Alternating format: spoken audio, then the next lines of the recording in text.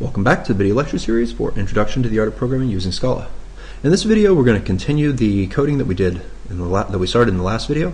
We continue looking at multi-threading and the java.util.concurrent package, and we were writing a program that was supposed to demonstrate the use of a cyclic barrier.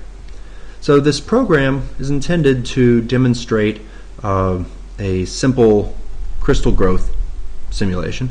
It has a single buffered image that we display, a panel, a frame to hold that panel. The panel just draws the image.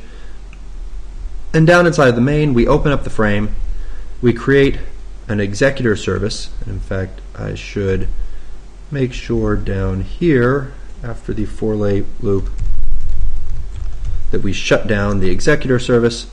I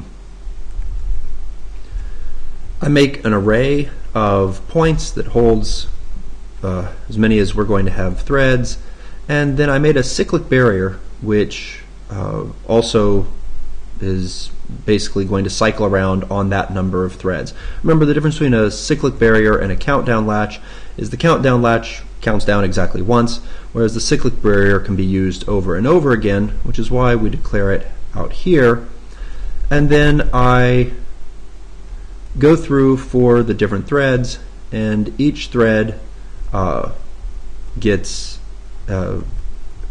the following code inside of it. There's a while loop that makes it so this is going to keep going until we have placed 10,000 points, and then each time through it starts with a flag at true, and it makes a point that has a random x value and y is 0, so it's some point along the top of the image. We haven't filled in the code that is supposed to move this xy around but we'll do that in just a second. After it has found a place to put this, in other words, it gets to a location where the next move would have taken it into another crystal, then it stores that and it calls await.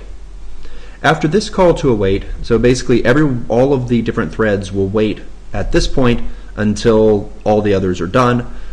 When the last one gets done, it comes into here, and if you happen to be the first thread, then you're going to plot all of those points onto the image and call await again. So then all of the threads will wait right here until the first one is done plotting. It does the plotting and it increments the count, and then they will all cycle back up to the beginning of the while loop. They will check that count, and we're continue going through this. Note that in this case, I'm not synchronizing on anything. Even though count is a variable that's being shared by multiple threads, it's being written here, it's being read here, and this array points is being shared by multiple threads. Now the writing, they all write to separate locations in it, but they are we're going to be reading out from them. One thread is going to be reading all the different points here. And also inside of this, we're going to be checking an image. So we have several pieces of data here that are shared between multiple threads, but I don't have to worry about the synchronization, and I'm not using synchronize anywhere, simply because the way that the access is done in between, so in this section, for example, this actually includes the while loop. This is read-only. None of the threads are writing on this check. The image is going to be read-only here, and the points, where only while each one is going to write, they're only going to write to their index. This and that is separated from this section here, which is going to change count, and it's going to change the image, and it's going to read out of these points. But all of this is being done in a single thread, and it is separated from these other operations by the awaits. So we don't have to worry about race conditions, not because we've synchronized them away, but because we've monitored the flow control so that the operations, basically on one side of this barrier, you're only doing one type of operation, or you don't have conflicts, and on the other side of the barrier you're doing another type of operation, and so the two don't have a chance to conflict with one another. Well, when I write code, I often tell my students this, I want to start with the easy stuff, and it turns out moving the crystals is going to be a little bit more complex than plotting them out. So I'm going to do plotting them out first. This is fairly simple. We can run through a px and py in pnts. I'm using a for loop because this is a tuple, and it's nice to be able to use the pattern to pull things out that way. And then do img.set RGB of px py color.white.get RGB. So I'm going to set the color on the pixel at that location to be white. Okay, so now let's come back up here and decide how we have to move. As I said, this was the easier option. So the first thing I want to do here is I need to basically make a new version of x and y and make it so that they are randomly offset from the last one. So I'm going to say the new x is the old x plus util.random.next int of 3 minus 1. And I'm going to do the same thing for y. Now, you might wonder what the heck's going on here. So next int of 3 returns a value of either 0, 1, or 2. Okay.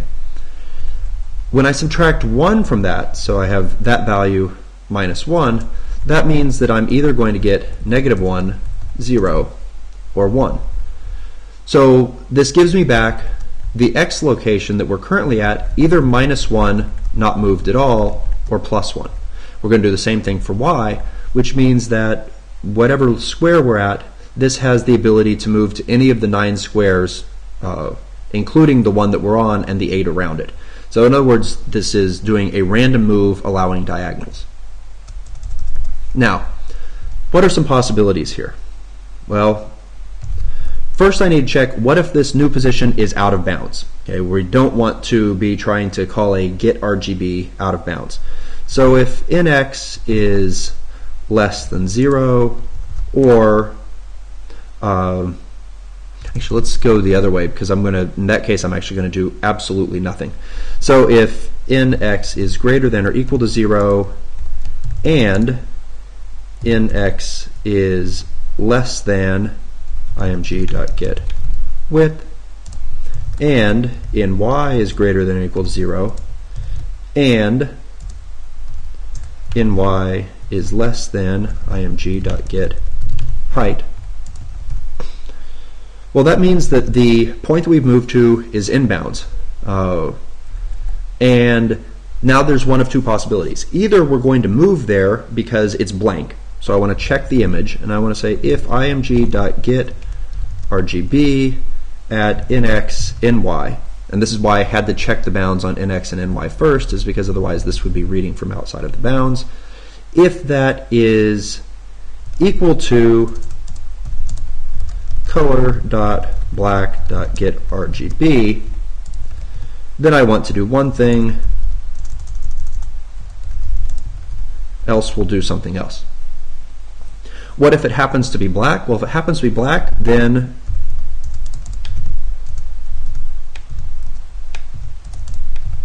I set x and y equal to this new location, and we're going to repeat and move from there and repeat and repeat.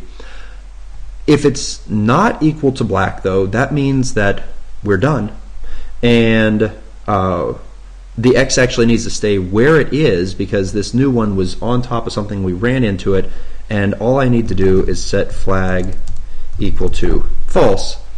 That will terminate this while loop and jump down to here, use the x and y location that was right next to the thing that we stuck to, and store that into points, and then await. Okay, so we've written the code. Now it's time to debug it and see how well it works.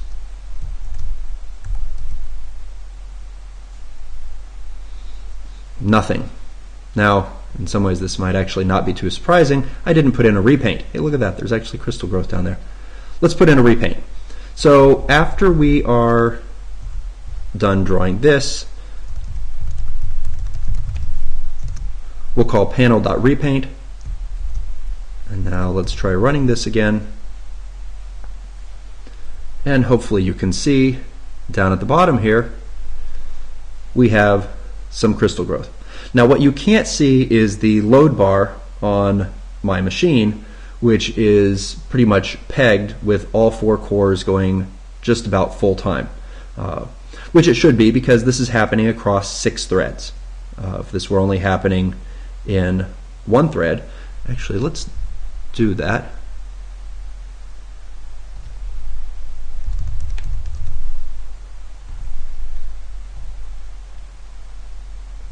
See if I can bring up a system monitor and let you see this. Okay, so there's my CPU usage right now, using the 6 threads. We're keeping the system fairly busy, and it looks like it finished growing, but for some reason this did not all terminate. That's a bug that we need to look at. Okay, let's come back over here. Before we look at that, we can also do something like set num threads to 1 and rerun this.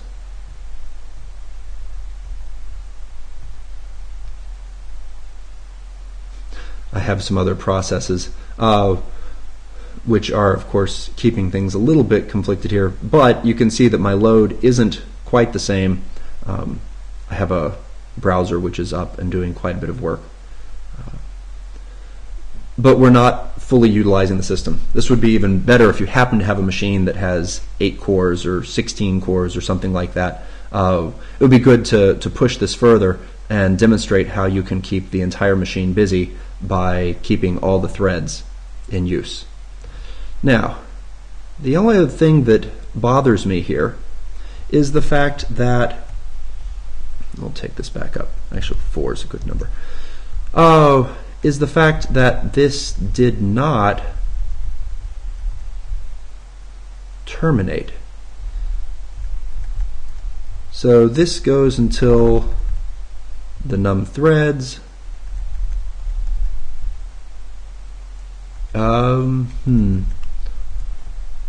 An idea occurs to me. One thing is I'm technically not waiting for all the threads to finish before I call es.shutdown. That bothers me a little bit.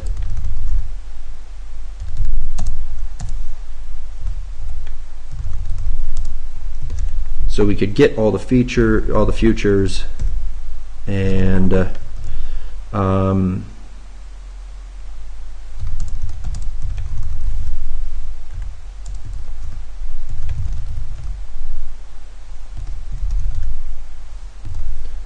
I just want to print something so I can see.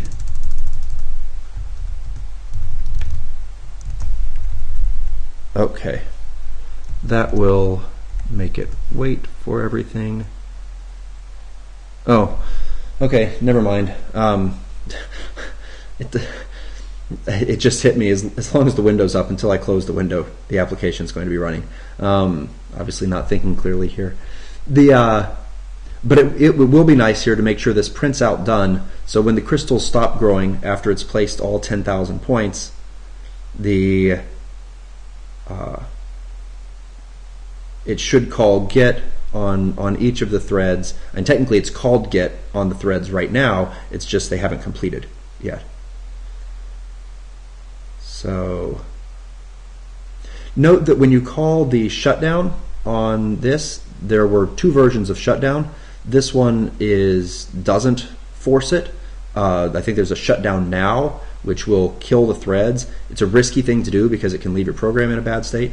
Here we go. We have some printouts of done, 1 for each thread, and it happened right when this finished growing. So our ES, the executor service, has shut down, but we still have a window up, so the application is still running. So that's it for this program. This shows you how you can use an executor or how you can use both an executor service with the fixed thread pool, and how a cyclic barrier can be used to synchronize threads doing things, and also how carefully thinking about where you're doing reading and writing from memory can allow you to have things that are thread safe even though you aren't doing formal synchronization. You aren't using the synchronized call. Instead, you're using things like cyclic barriers to keep operations that would conflict with each other separate inside of your program. So that's it for this video. In the next video, we'll come in and we will talk briefly about the java.util.concurrent.locks package.